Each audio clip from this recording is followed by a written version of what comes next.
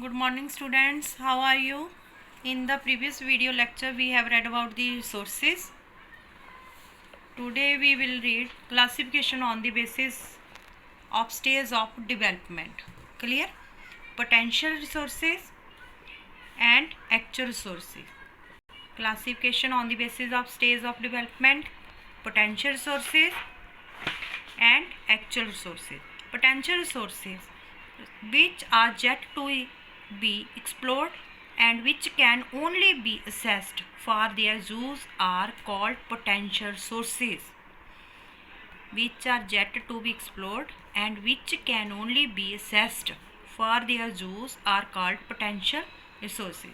We can give the example ONGC, oil and natural gas. Example, Oil and Natural Gas Commission in India surveys the earth and deep waters to find oil and natural gas. Clear?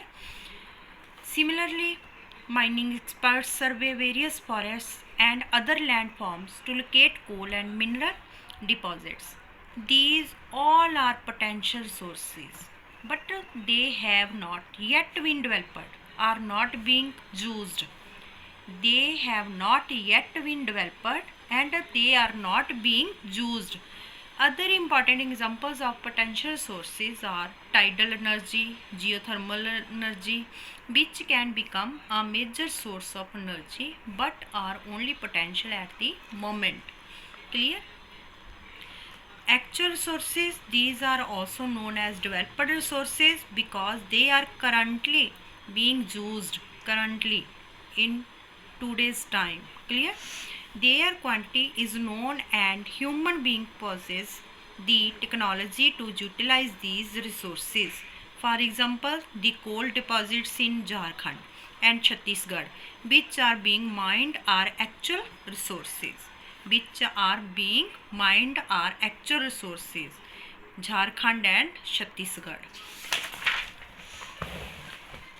Next is occurrence and utility.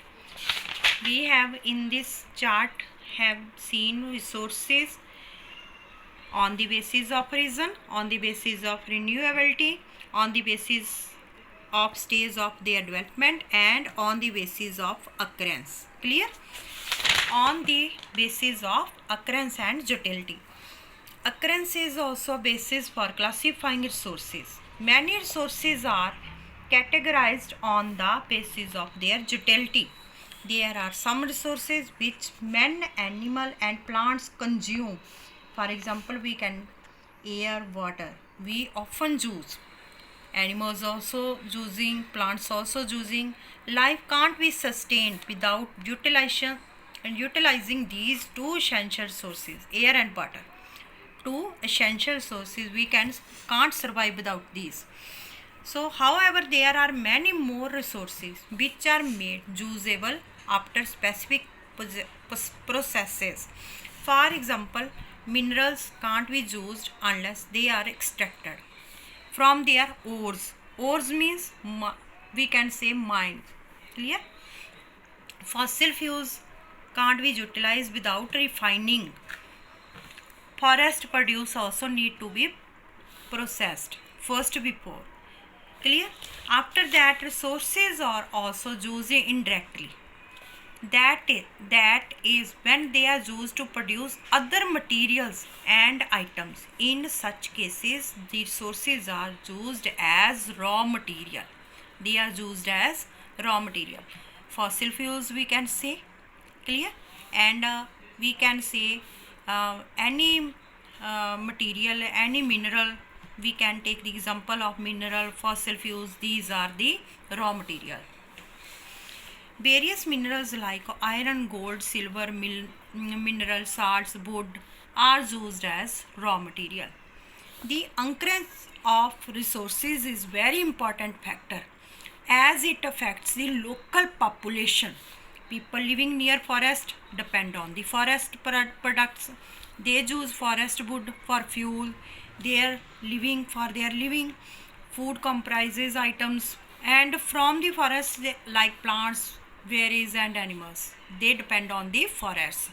People living on the coasts, they are dependent on the water for fishing, these are the food items of their people working in mines get used to spending a lot of time underground. People living in places where resources are available as raw material. Clear? If they are living near the forest, they are depend on the forest wood, and if they are living in near the water bodies, they are depend on the coasts for their food items. Clear? After that, if they are living in the uh,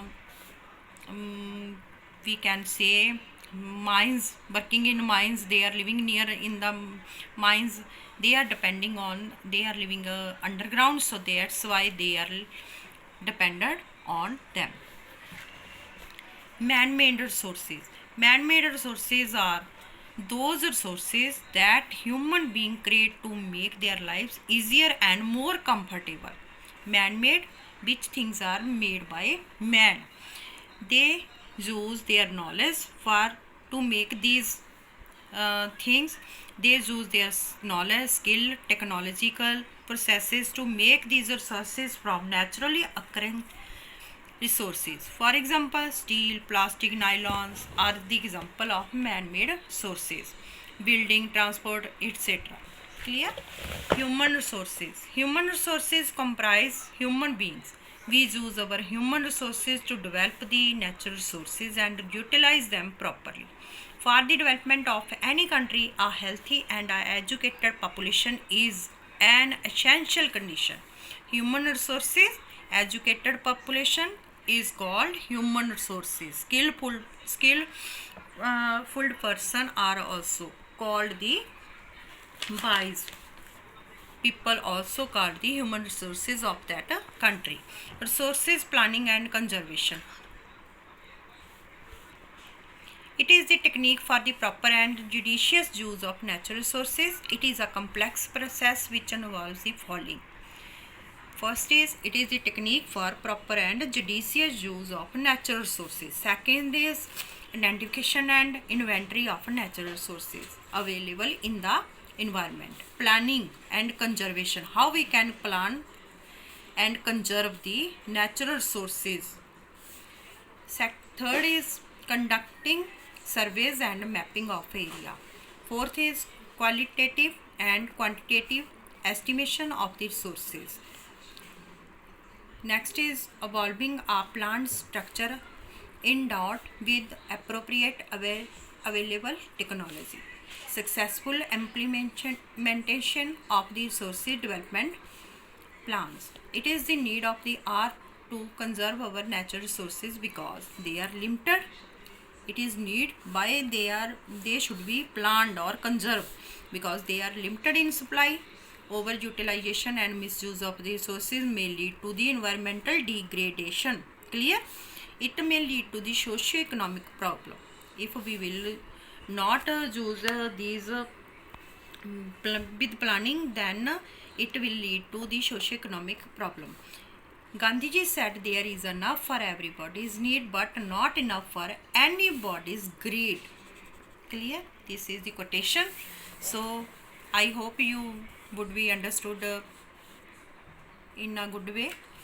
You have to read these pages thoroughly, and after that I will ask the question. So read the chapter thoroughly. Thanks. Have a nice day.